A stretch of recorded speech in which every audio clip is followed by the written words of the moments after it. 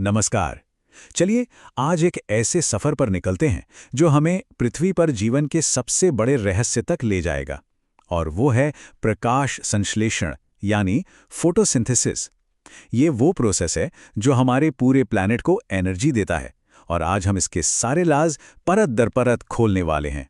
तो चलिए सीधे मुद्दे पर आते हैं। एक बहुत ही बेसिक सवाल से शुरू करते हैं। एक ऐसा सवाल जिसने सदियों तक बड़े बड़े वैज्ञानिकों को परेशान किया। सवाल यह है कि पौधे अपना खाना कहाँ से लाते हैं, मतलब वो एनर्जी कहाँ से लेते हैं।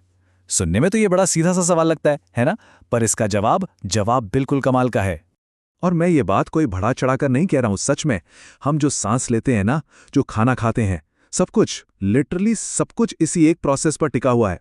तो आप समझ ही सकते हैं कि ये कितना ज्यादा जरूरी है, और इसे समझना तो और भी जरूरी है। तो आखिर ये फोटोसिंथेसिस या प्रकाश संश्लेषण है क्या भला? देखिए, ये एक कमाल की फिजिको-केमिकल प्रोसेस है। जरा सोचकर देखिए, हरे पौधे सूरज की रोशनी को पकड़ते हैं और उसे केमिकल एनर्जी में बदल देते हैं। इसी से वो अपना खाना बनाते हैं और एक बोनस भी देते हैं, वो ऑक्सीजन, जिसके बिना हम जिंदा ही नहीं रह सकते। सीधी सी बात है, हमारे ग्रह पर खाने और ऑक्सीजन का सबसे बड़ा सोर्स यही है। तो सवाल ये उठता है कि हमें ये सब पता कैसे चला? इसकी कहानी किसी जासूसी नॉवल से कम नहीं है, जहां साइंटिस्ट ने एक एक करके सुराख जोड़े और इस बड़ी पहेली को सुलझाया। चलिए थोड़ा टाइम में पीछे चलते हैं। ये कहानी धीरे धीरे आगे बढ़ी। देखिए, 1770 में जोसेफ प्रीस्टले ने बताया कि हवा पौधों के लिए कितनी जरूरी है। फिर कुछ साल बाद 1774 में उन्होंने ऑक्सीजन की खोज की, और फिर 1779 में जैन एंगेनहाउस ने एक और कड़ी जोड़ी, सूरज की रोशनी। और देखते ही देखते 19वीं सदी के बीच तक इन सारी खोजों ने एक बेसिक इक्वेशन की नींव रख दी थी। अब प्रीस्टले का एक्सपेरिमेंट देखिए। तो बहुत सिंपल पर दिमाग हिला देने वाला था। उन्होंने क्या किया, एक जलती हुई मोमबत्ती ली और उसे एक जार से ढक दिया। जाहिर है वो बुझ गई। फिर उन्होंने एक चूहे को जार में रखा। बेचारे का दम घुट गया। तो उन्होंने सोचा कि जलने से और सांस लेने से हवा खराब हो जाती है। लेकिन असली जादू तो अब हुआ, जब उन्होंने उसी जार में एक पुदीने का पौधा रखा तो चूहा भी जिंदा रहा और मोमबत्ती भी जलती रही। उनका अंदाजा क्या था कि पौधे उस हवा को ठीक कर देते हैं जिसे जानवर और मोमबत्तियां खराब करते हैं। यहीं से पहली बार हमें अपने इकोसिस्टम के बैलेंस का आइडिया मिला। अब कहानी में एंट्री होती है ज़ेन इंजनहाउस की। उन्होंने प्रीस्टले के काम को एक कदम और आगे बढ़ाया। उन्होंने ये साबित किया कि पौधों का ये हवा को ठीक करने वाला जादू तभी चलता है जब सूरज की रोशनी मौजूद हो, और सिर्फ पौधे के हरे हिस्से ही ये कमाल कर सकते हैं। बस इस पहेली को सुलझाने के लिए दो और जरूरी सुराग मिल गए, लाइट और क्लोरोफिल। चलिए अब थोड़ा और आगे बढ़ते हैं 19वीं और 20वीं सदी में, और देखते हैं कि कैसे साइंटिस्ट्स ने फोटोसिंथेसिस के केमिकल राज से पर्दा उठाना शुरू किया।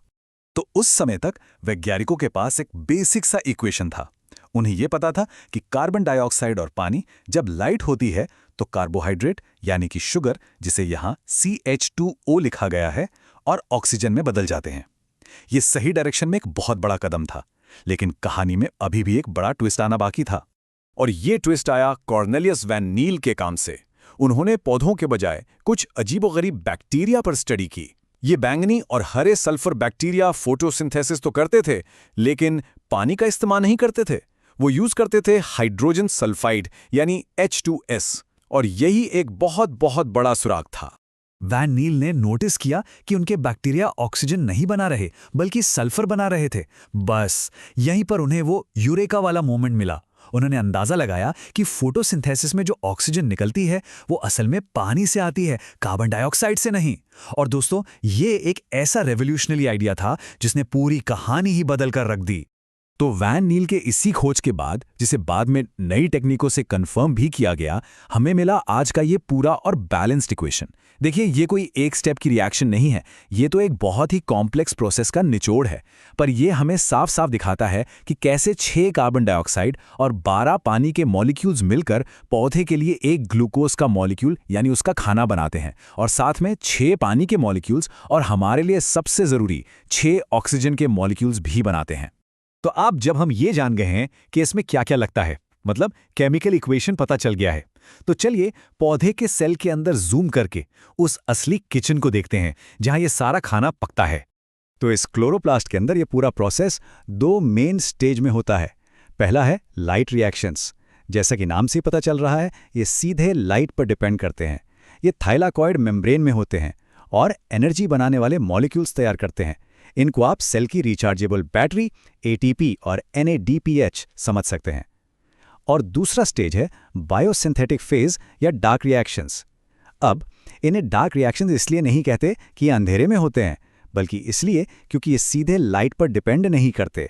ये लाइट रिएक्शंस में बनी उन्हीं एनर्जी बैटरीज का इस्तेमाल करके असल में शुगर बनाते हैं।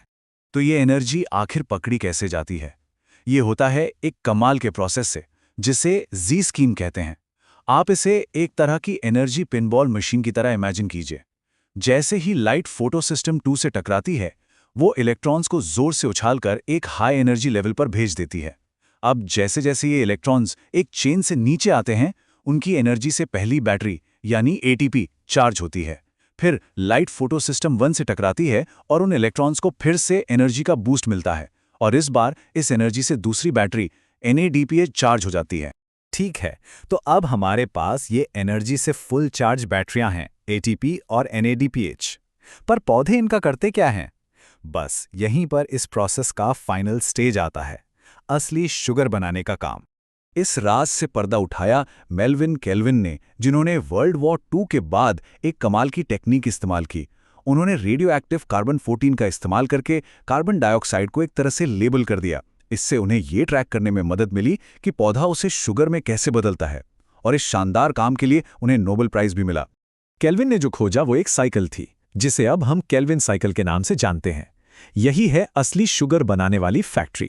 ये वो इंजन है जो लाइट रिएक्शन से मिली एनर्जी बैटरीज यानी ATP और NADPH को लेता है और उस एनर्जी का इस्तेमाल करके हवा से कार्बन डाइऑक्साइड को जीवन के बिल्डिंग ब्लॉक्स यानी शुगर्स या कार्बोहाइड्रेट्स में बदल देता है।